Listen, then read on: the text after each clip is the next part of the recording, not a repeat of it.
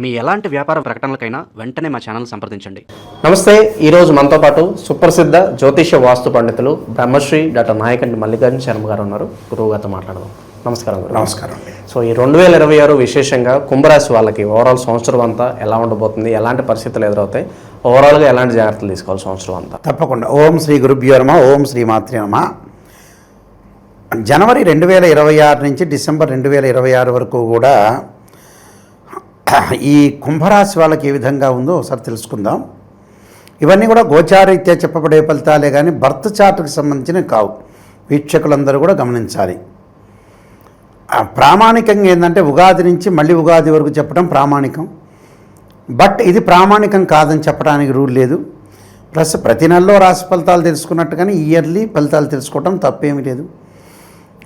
ఎందుకంటే ఫారిన్ కంట్రీస్లో వాటిల్లో కూడా ఇయర్ వైజ్ చూసుకునే వాళ్ళు చాలామంది ఉన్నారు. ప్రతి నెలలో కూడా ఒక మంచి విషయం తెలుసుకోవడానికి తప్పేం లేదు. ఏ సంవత్సరమైనా తెలుసుకోవచ్చు, ఎప్పుడైనా తెలుసుకోవచ్చు. దానిలో రూల్స్ అండ్ రెగ్యులేషన్స్ ఏమీ లేవు.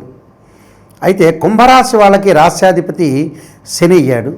కుంభరాశి వాళ్ళ యొక్క క్యారెక్టర్ ఎలా ఉంటుందంటే, కొంతమంది ఒక 10 మందిలో 6గురికి కొంత జాలి పట్టడం ఒకటి, తొందరగా హెల్పింగ్ చేయటం ఒకటి, ఎవరన్నా బాధపడుతుంటే వీళ్ళు బాధపడటం ఒకటి, వీళ్ళు డబ్బులు ఇచ్చి మోసపోవటం, జాలి దయా హృదయాలతోటి నిండి ఉండటంతో డబ్బులు పోగొట్టుకోవడం, వ్యాపారపరంగా లాస్ ఉండటం, ఒకళ్ళకు ఉద్యోగాలు ఇప్పించి వీళ్ళు ఇరుక్కునే అవకాశాలు, కోర్టు సమస్యలు ఉండే అవకాశాలు ఎక్కువ ఉండటం, ఆరోగ్యపరంగా అప్పుడప్పుడు కొంత హెల్త్ పరంగా ఉండే ఇష్యూస్ జరిగే అవకాశాలు ఉంటాయి. మిత్రులు ఎక్కువగా ఉండే అవకాశాలు ఎక్కువ ఉంటాయి.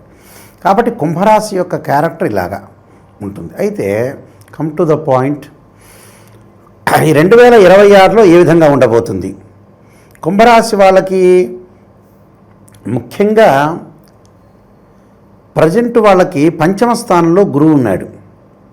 ఎప్పటి వరకు ఉంటాడు అంటే జూన్ 1వ తారీఖు వరకు 5వ స్థానంలో గురువు ఉన్నాడు. 5వ స్థానంలో గురువు ఉంటే మంచివాడే.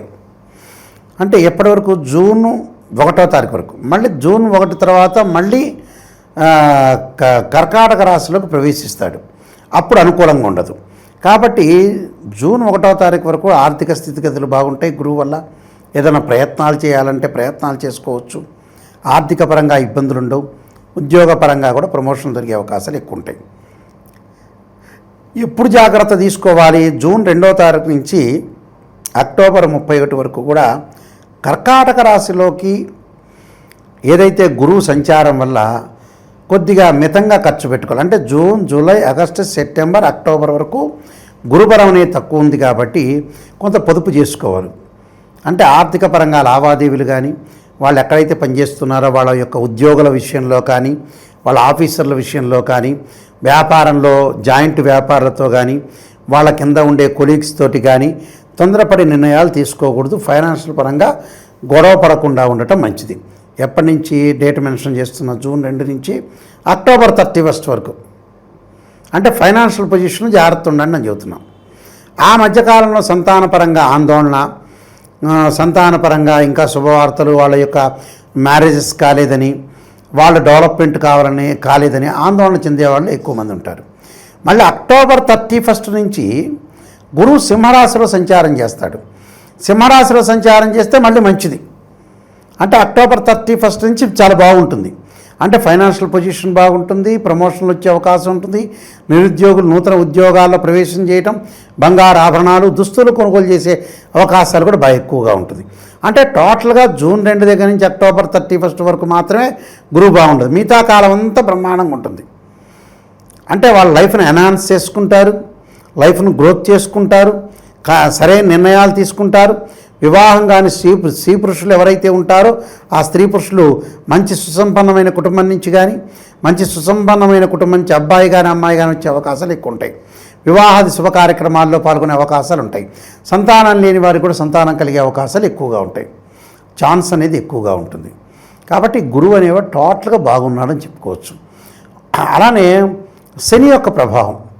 శని వచ్చేటప్పుడు జూలై 25 దగ్గర నుంచి డిసెంబర్ 10 వరకు వక్రగతిలో ఉంటాడు. వక్రగతిలో ఉండటం వల్ల వీళ్ళకి ఆరోగ్యపరంగా ఇబ్బందులు కలిగే అవకాశాలు ఉంటాయి. Not only long run diseases వాళ్ళే కాదు, మామూలుగా లాంగ్ రన్ డిసీజెస్ లేని వాళ్ళు కూడా ఆరోగ్యాన్ని ఫస్ట్ ప్రయారిటీ ఇవ్వాలి. ఆరోగ్యాన్ని ఫస్ట్ ప్రయారిటీ ఇచ్చి హెల్త్ పరంగా ఎలా ఉండబోతుంది, మన బయట ఫుడ్ తినకుండా హెల్త్ సంబంధించిన విషయాలు పర్టికులర్గా ఫస్ట్ ప్రయారిటీ ఇవ్వాలి. అలానే వాహనాల మీద వెళ్ళేటప్పుడు మిస్హ్యాప్ జరగకుండా, ప్రమాదాలు ఎక్కడ జరగకుండా కూడా చూసుకోవాలి. అది శని యొక్క ప్రభావం. అనవసరమైన విషయాల మీద కాన్సన్ట్రేషన్ చేయకూడదు. అనవసరంగా రాద్ధాంతాలు చేసి గ్రాస్పింగ్ పవర్ ఉంది కదా అని ఎక్కువగా మాట్లాడటం వల్ల కూడా విభేదాలు, డిఫరెన్స్ ఆఫ్ ఒపీనియన్స్ సమాజంలో ఒక మనిషి మెచ్చింది ఇంకో మెచ్చడం అనేది జరగదు. తక్కువ పర్సెంటేజ్ జరుగుతుంటుంది. వాడు మెచ్చినా లోపల గొడవ పడాలనే ఆలోచన చేసేవాళ్ళు ఎక్కువ మంది ఉంటారు. అంటే మెజారిటీ ఆఫ్ ద పీపుల్ అలా ఉంటారు. కాబట్టి జాగ్రత్త ఉండాలి. అలానే రాహు యొక్క ప్రభావాన్ని మనం చూసుకునేటట్టయితే కుంభరాశి వాళ్ళకి డిసెంబర్ 6 వరకు కుంభంలోనే రాహు ఉంటాడు. అప్పుడు కూడా డిసెంబర్ 6 వరకు ఆరోగ్యపరంగా ఇబ్బందులే. పనులలో ఆలస్యం జరగటం, దగ్గరికి వచ్చినట్టు వచ్చి పనులు వెనక్కి వెళ్ళిపోవటం, ఇలాంటి ఇన్సిడెంట్ జరుగుతాయి. కొద్దిగా డిసెంబర్ 7 నుంచి కొద్దిగా పనులు ఊపందుకునే అవకాశాలు ఉంటాయి. అంటే ఎక్కువగా అందుకోవు కానీ కొద్దిగా యావరేజ్గా కొంత అవమానాలు జరగటం, క్రిటిసైజ్ చేయటం, ఇలాంటివి జరిగే అవకాశాలు ఎక్కువ ఉంటాయి. అలానే కేతు యొక్క బలాన్ని మనం చూసుకునేటట్టయితే కేతు వచ్చేటప్పటికల్లా డిసెంబర్ 6 వరకు సింహరాశిలో సంచారం చేస్తారు. సింహరాశిలో సంచారం చేయటం వల్ల కొద్దిగా కోర్టు సమస్యలు పరిష్కారం కాకపోవటం, అన్నదమ్ముల మధ్యలో గొడవలు, తగాదాలు రాకుండా కాపాడుకోవాలి. ఎవరితోనో మాట్లాడేటప్పుడు కూడా కొంత కేర్గా ఉండటం మంచిది. హెల్త్ పరంగా ఉండే విషయాల్లో కూడా జాగ్రత్త ఉండాలి. అంటే దీర్ఘకాలికమైన బీపీ, షుగర్, ఆస్తమా, కిడ్నీ సంబంధించినవి, హెల్త్ ఏదైతే హార్ట్ సంబంధించిన వాళ్ళు ఎవరైతే ఉంటారో వాళ్ళు కొంత కేర్గా ఉండటం ఇంపార్టెంట్. ఏది వివాదాలు లేకుండా ప్రశాంతంగా వచ్చిన డబ్బును తీసుకొచ్చి జాగ్రత్తగా యూటిలైజ్ చేసుకోవటం చాలా మంచిది. అలానే కేతువు సింహంలోకి మారుతాడు. ఎప్పుడు? డిసెంబర్ 7వ తారీఖున. అప్పుడు చాలా అద్భుతంగా ఉంటుంది. వాళ్ళు అనుకున్న పనులన్నీ జరుగుతాయి. కర్కాటకంలోకి ఎప్పుడైతే సింహం నుంచి కర్కాటకంలోకి మారుతాడో అప్పుడు అద్భుతంగా ఉంటాయి. డిసెంబర్ 7 నుంచి అప్పుడు అనుకున్న పనులన్నీ జరగటం, ధనధాన్య వృద్ధి కలిగే అవకాశాలు బాగా ఎక్కువగా ఉంటాయి. అంటే ప్రతి పనిలో కూడా వాళ్ళు విజయం సాధించే అవకాశం ఉంటుంది. అయితే ఏంటంటే వాళ్ళకి టోటల్గా అక్టోబర్ తర్వాత సెకండ్ హాఫ్లో చాలా బాగుంటుంది. ఫస్ట్ హాఫ్లోనేమో 45% బాగుంటుంది, సెకండ్ హాఫ్లో 60% బాగుంటుంది. కాబట్టి టోటల్గా వీళ్ళకి 60 మార్క్స్ అవుట్ ఆఫ్ 100. కొన్ని రెమెడీస్ చేసుకొని ముందుకెళ్తే సరిపోతుంది. ఓవరాల్గా ఈ సంవత్సరం అంతా కూడా ఎటువంటి పరిహారాలు వల్ల మంచి ఫలితాలు ఉంటాయంటారు వీళ్ళకి? వీళ్ళు తప్పకుండా పరిహారాలు చేసుకుంది ఏంటంటే విష్ణు సహస్రనామాన్ని పారాయణం చేయాలి. అలానే దత్తాత్రేయ స్వామి యొక్క కవచాన్ని, దత్తాత్రేయ స్వామి యొక్క స్తోత్ర పారాయణం చేసుకోవటం ఒకటి.